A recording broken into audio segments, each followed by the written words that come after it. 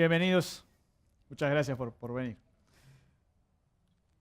Muchos años atrás, 1893, se hizo lo que se conoció como la Exposición Universal de Chicago, una de esas ferias que se hacían en aquella época internacionales, donde se juntaban, en este caso eran 46 países, duró 6 meses, participaron unos 27 millones de personas, y la idea era, en esas exposiciones era mostrar los avances de la ciencia y ese tipo de cosas que había hecho cada país y permitir que la gente pudiera ir y conocerlo. Una agencia de noticias tuvo la idea de, en aquel momento, pedirle a unas 74 personalidades de aquella época de Estados Unidos, políticos, científicos, artistas, que se animaran a predecir cómo sería el mundo 100 años después, es decir, en 1993. Un poco incluso previendo lo que iba a ser la Exposición Universal de 1993, que iban a tener material para entonces recordar esas predicciones. Lo primero que le erraron fue que la exposición de 1993 ni siquiera se llegó a hacer, ¿sí? Pero lo que sucedió fue que este señor, Dave Walter, en 1992, casi 100 años después, hizo una investigación, una recopilación de todos aquellos artículos, aquellos ensayos que se habían hecho y publicó este libro, lo que las mejores mentes de Estados Unidos predijeron 100 años atrás, para analizar qué tanto le habían embocado. ¿Cómo creen que le fue? Hubo uno que le embocó que dijo que iba a haber más impuestos, pero esa es la fácil, ¿no? Siempre los impuestos van a subir. En general le erraron bastante, ¿sí? Por ejemplo, ya existía el automóvil, hacía unos años que en Europa ya habían empezado a existir los automóviles, pero ninguno predijo el éxito de lo que sería la industria automotriz, las autopistas, ese tipo de cosas.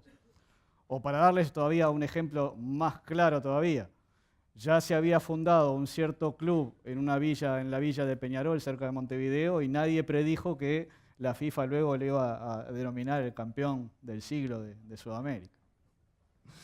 No, pero hablando en serio, nadie predijo la ingeniería genética. Predijeron que íbamos a vivir unos 150 años. Hubo alguno que dijo que para 1993 Estados Unidos iba a tener absorbido a Canadá y a México. Alguno predijo que el mundo iba a ser tan simple que iban a desaparecer 2/3 de los abogados, que no iba a haber más polución. Pero bueno, ni la ingeniería genética, ni el viaje al espacio, ni las computadoras, ni Internet, ni Genexus, nada de eso. Pero claro, visto desde la visión nuestra, no ya con el diario del lunes, sino con el diario de 120 y pico de años después, resulta fácil reírse, pero la verdad es que predecir el futuro no es fácil. Predecir el futuro no solamente no era fácil en aquel momento, sino que de hecho probablemente cada vez sea más difícil. Una de las cosas en las que necesitamos muchas veces predecir el futuro es en la infancia, cuando uno piensa en qué vas a hacer cuando seas grande, nos preguntaban nuestros padres, ¿no? Es decir, son de esas cosas a largo plazo. Recién Eduardo decía cosas que uno se preocupa según lo que va a pasar en 10 minutos, en 10 meses, en 10 años. Estas de esas bien a largo plazo y que son difíciles de decidir. ¿Qué quiero ser cuando? Yo me acuerdo cuando estaba en el liceo que mis padres me dijeron, mirá, más allá de que vayas a estudiar para el ambiente laboral, hay algunas cosas que necesitas saber, que son básicas y que tenés que estudiar. Tenés que estudiar dactilografía, tenés que estudiar contabilidad y tenés que estudiar taquigrafía. Ya en aquel momento, por suerte, lo de taquigrafía a mí me pareció que era un poquito jugado y la dejé de lado. Y dactilografía, bueno, y contabilidad, supe ir a las academias Pitman en aquel momento para hacer esa preparación. El tema es que hoy en día esta pregunta parece ser cada vez menos adecuada a esta época, ¿no? Es decir, estar prediciendo con tanto tiempo de anticipación qué es lo que va a ser bueno en el futuro cuando lleguemos ahí es sumamente difícil. Y algo parecido nos pasa cuando en el ambiente empresarial, en el ambiente laboral, necesitamos incorporar a alguien nuevo al equipo y qué le pedimos que tenga, ¿sí? Es decir, a veces sabemos más o menos lo que podemos necesitar hoy, pero no sabemos qué es lo que vamos a necesitar que esa persona sepa hacer o sea capaz de hacer dentro de 6 meses, dentro de un año, dentro de 5 años, etc. ¿Sí? Entonces, en este mundo que cada vez cambia más rápido, que hay grandes disrupciones desde el punto de vista tecnológico, desde el punto de vista de política, desde el punto de vista de negocios, el tema de predecir el futuro es cada vez más difícil y cada vez tiene menos relevancia. Es decir, cada vez más necesario que ser capaces de predecir con precisión qué es lo que va a pasar, cada vez es más necesario que seamos en realidad capaces de adaptarnos a lo que pasó, a lo que está pasando. Es decir, más que saber determinadas cosas, lo que es importante es aprender, o sea, saber aprender. ¿Sí? Más importante que predecir el futuro es tener esa capacidad de aprendizaje y esa capacidad de adaptarnos a lo que sea que vaya pasando. Por suerte, tenemos una predisposición y una capacidad natural para aprender. Los seres humanos somos naturalmente buenos aprendiendo y eso se nota desde niños, como con curiosidad, con juego, tratamos de experimentar, tratamos de probar y vamos aprendiendo sin que nadie nos dé un manual de cómo se aprende. ¿Sí? Así aprendemos a caminar, así aprendemos a andar en bicicleta, aprendemos a tocar, aprendemos a hablar. Lo hacemos en forma natural.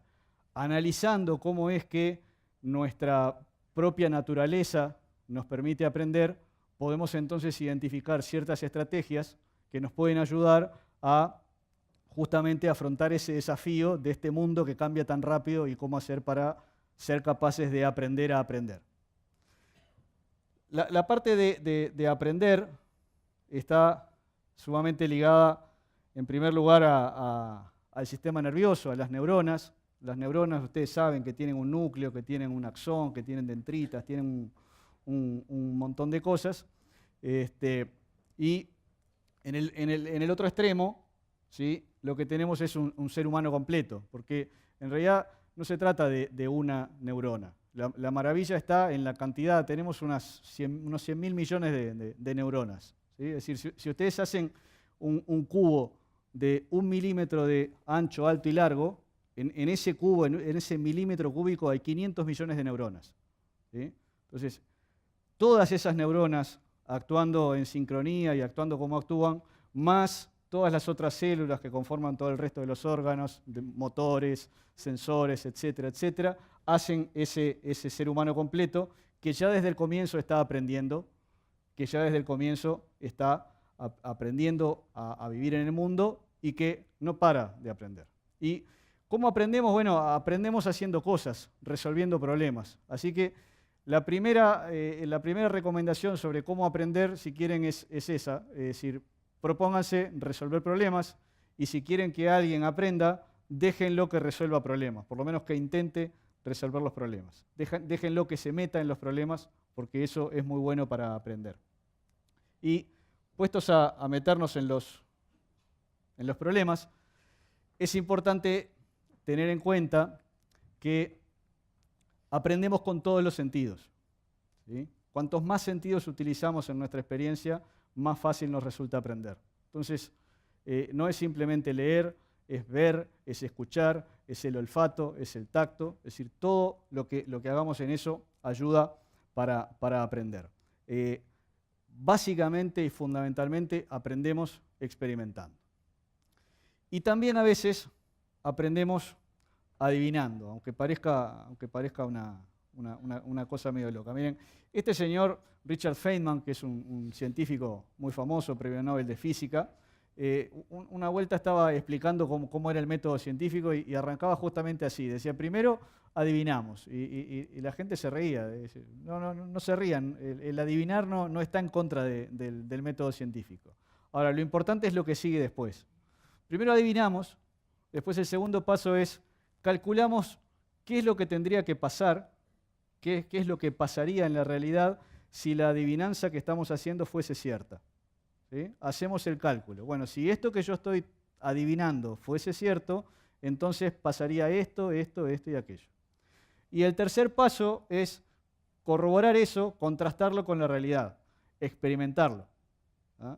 Y ahí viene el punto más importante que él decía, que es, Si el experimento no coincide con la suposición que habíamos hecho, entonces está mal, ¿sí? No importa qué tan linda sea la teoría, no importa qué tan lindo sea el nombre, no importa quién sea que lo haya dicho, si no coincide con la realidad, está mal. Feynman era muy bueno, de hecho, enseñando, y de hecho hay un método que se conoce como el método de Feynman, que está toma el nombre de él, aunque no es que estrictamente lo creó él. Y decía, el método decía, primero elija un cierto concepto para aprender, ¿no? Elija un cierto concepto, luego trate de explicárselo a un niño de 6 años, ¿sí? Haga el experimento de explicárselo a un niño de 6 años. Después de ese experimento, por las cosas que no hayan quedado claras, que no haya sabido cómo explicárselas a un libro de 6 años, entonces vuelva hacia atrás, vuelva a las fuentes, vuelva a leer, vuelva a investigar y haga nuevamente ese recorrido. Una vez que logre explicarle a ese niño de 6 años, entonces el último paso del método dice simplemente simplifíquelo. Sáquele todas las palabras que no sirven para nada, hágalo todavía más simple. Y ahí hay un punto importante, y es que teniendo que contar una historia, aprendemos mucho. Y también aprendemos mucho, nos resulta mucho más fácil aprender cuando nos cuentan una historia, ¿sí? Las historias son buenas para aprender desde el punto de vista para quien la cuenta, y son muy buenas para quien la recibe también. Nos resulta muy fácil cuando es una historia. Y esto de la historia me lleva a la siguiente historia, que me acuerdo haber leído cuando era niño, que era algo más o menos como, no lo recuerdo textual obviamente, pero la historia esta decía, cuando tenía 6 años hice un dibujo de una boa que se había comido un elefante, y le preguntaba a los adultos si les daba miedo. Y los adultos lo que me dijeron fue, ¿por qué me va a dar miedo si parece un sombrero? Entonces hice otro dibujo donde puse con más detalle para que se viera el elefante adentro de la boa. Los adultos necesitan más detalles, necesitan que se los explique todo. Y entonces se lo mostré de vuelta y les pregunté, y la respuesta que me dieron los adultos fue, sería mejor que te dedicaras a la geografía, a la historia, a las matemáticas. Y así fue como a los 6 años abandoné una magnífica carrera de pintor. Entonces, la recomendación es, primero, si están del lado del que está intentando hacer una cosa nueva, no se dejen guiar por las primeras reacciones de los demás, sigan perseverando. Y si están del lado del que está mostrando los dibujos, sean benevolentes con el que está recién empezando y denle tiempo para que pueda progresar. ¿De acuerdo? Me imagino que la mayoría habrá ya reconocido es el primer capítulo de este libro, El Principito, que yo lo leí cuando era muy chico. En realidad lo leí varias veces, y justamente una de las cosas lindas que tiene, vieron que Feynman decía, explíquenselo como a alguien de un niño, que fuera un niño de 6 años, y acá no era el Principito el que hablaba, era el que contaba el cuento que después se encontraba con el Principito. Decía, los adultos necesitan que se lo cuenten de tal o de cual forma, que se lo den con más detalles y demás. A mí algo muy interesante que me pasaba con este libro es que lo leí cuando era un niño y leí todas esas historias y aprendí un montón de cosas, pero luego lo leí cuando tenía 20 y tantos años y aprendí otras tantas cosas totalmente diferentes de las que había aprendido en aquel momento, y luego lo leí una tercera vez y también aprendí con las mismas historias nuevas cosas. Y en realidad, de hecho, preparando esta charla llegué a la conclusión de que ya es hora de que lo vuelva a leer por 4ª vez. Y mi recomendación es que si nunca lo leyeron, que lo hagan, y que si alguna vez ya lo leyeron, que lo vuelvan a leer, ¿sí? Porque es realmente uno de esos libros que cuenta historias y con las que uno aprende mucho. Otra de las cosas que logré aprender con esto del Principito es que tiene que ver con la parte de los dibujos, ¿sí? Y los dibujos son sumamente simples, y en ese cuento de la boa que se había comido el elefante, estaba, digamos, el dibujo 1 era sumamente simple, era una boa que se había comido un elefante. Y eso tiene que ver con también una característica de cómo hacemos nuestro aprendizaje, que nos resulta más fácil aprender primero las ideas más generales para recién después ir a los detalles. Entonces, cuando ustedes tienen que contar una historia, también es bueno que arranquen primero por la idea general. Esta es una pintura, a mí siempre me gustó mucho, porque justamente es un dibujo brillante y sumamente simple, es una idea muy general, es una paloma con un ramo con el ramo que lleva en la boca, ¿sí?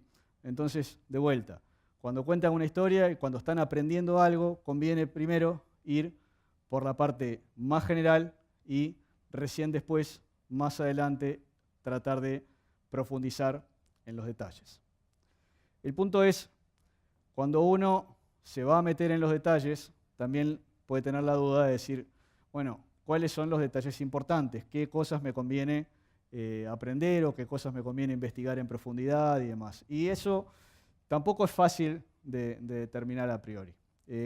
La siguiente historia que tiene que ver con esto, ustedes probablemente la conocen, la contaba Steve Jobs en un discurso que dio en Stanford, que él contaba que cuando era estudiante, en algún momento le quedó tiempo libre, tenía que hacer alguna materia y se anotó en un curso que era sobre caligrafía, tipografía, y descubrió un mundo maravilloso en ese momento, de detalles, de cómo qué era una buena tipografía, qué no era una buena tipografía, qué cosas tenía que tener en cuenta.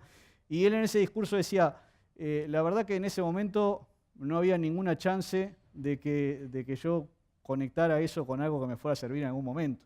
Es decir, no veía ninguna chance de que eso en algún momento de mi vida me fuera a servir para algo.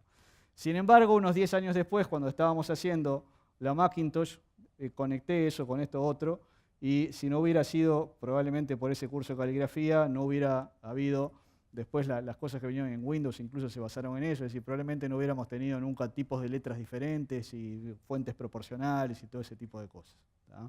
Y parte de la maravilla que fue en su momento la Macintosh tuvo que ver con eso. Y el punto, lo que decía Jobs en ese momento, decía, conectar esos puntos se puede hacer hacia atrás, ¿sí? Es decir, uno después de que ya pasó puede conectar con los puntos que están hacia atrás.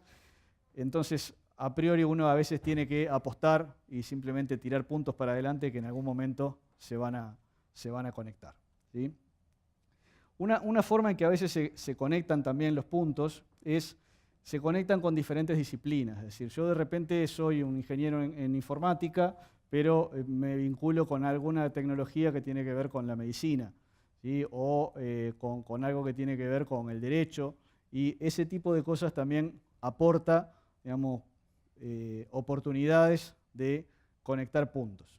Y otra forma también de conectarse con otras disciplinas muchas veces es el conectarse con otras personas, porque entonces yo tengo la oportunidad de estar en contacto con gente que yo soy bueno en determinada cosa y el otro es bueno en determinada otra, y por ahí descubrimos puntos de contacto y oportunidades de crecimiento, ¿sí? En particular, por el lado de la tecnología en la que estamos nosotros, el software, en la medida en que el software cada vez va llegando a más y más ramas de acción, se va metiendo cada vez en más industrias, en más negocios y demás, estamos teniendo también un auge de ese tema, de ese punto de conexión.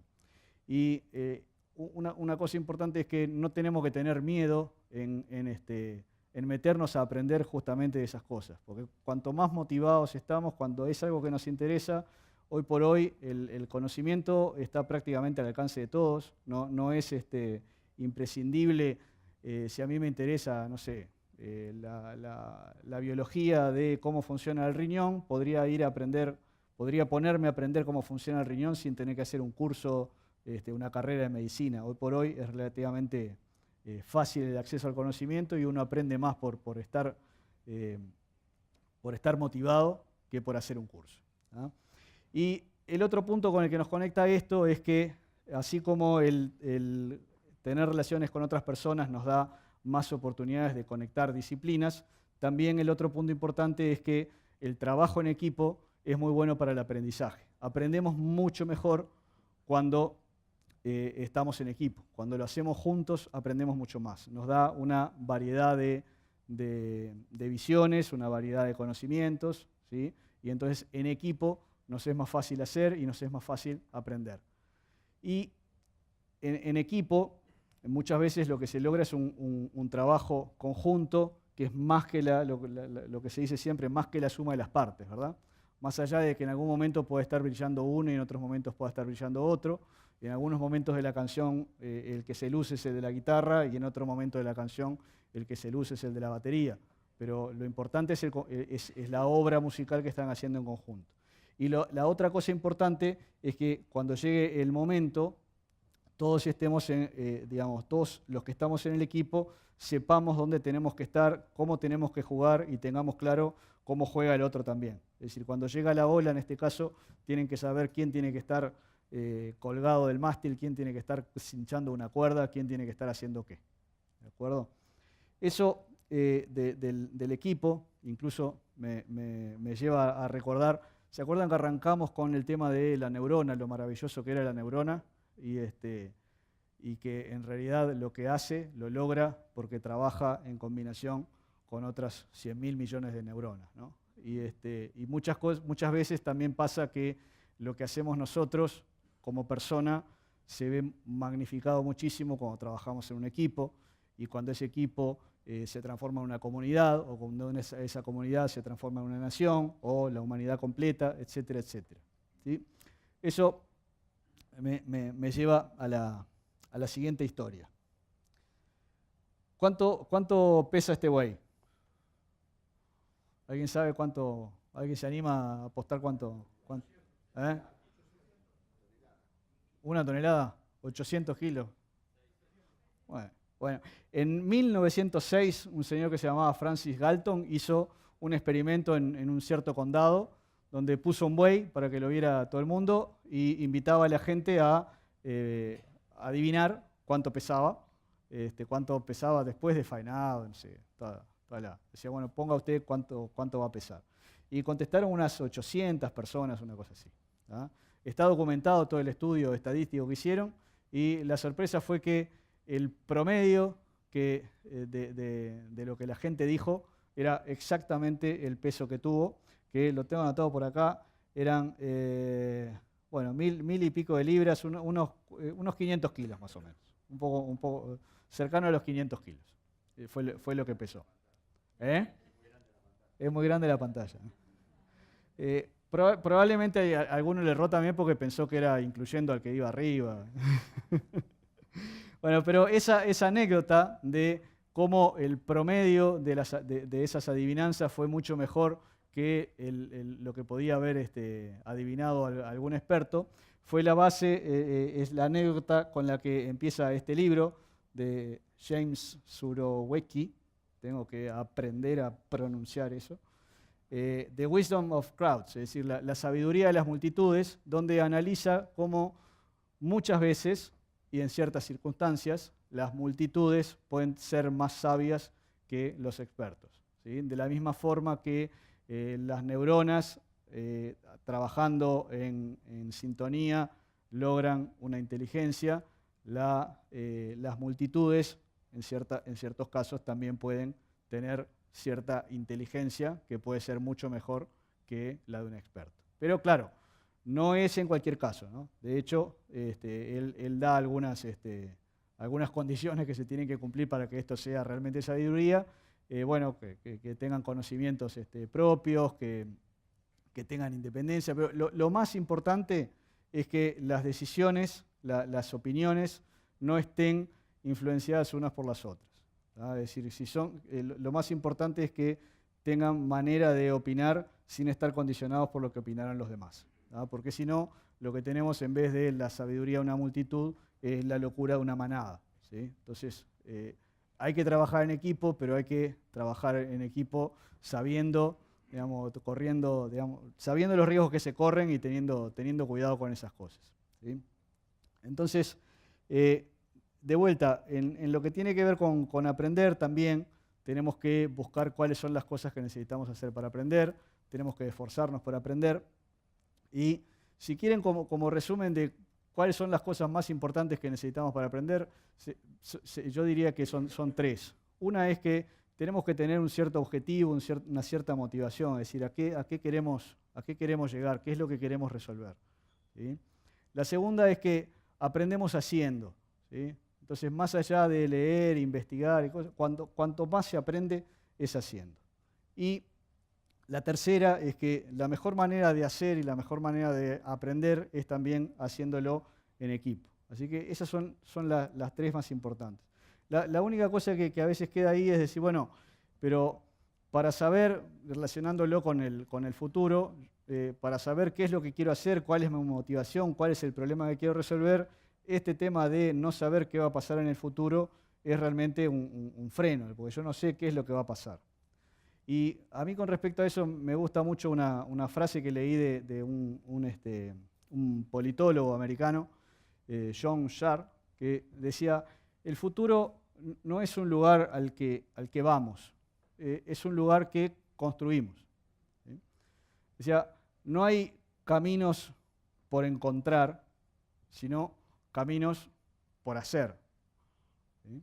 Y el hacer esos caminos modifica al que los hace y modifica el destino al que van esos caminos.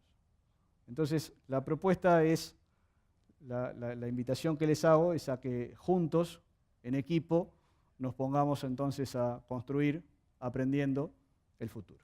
Muchas gracias.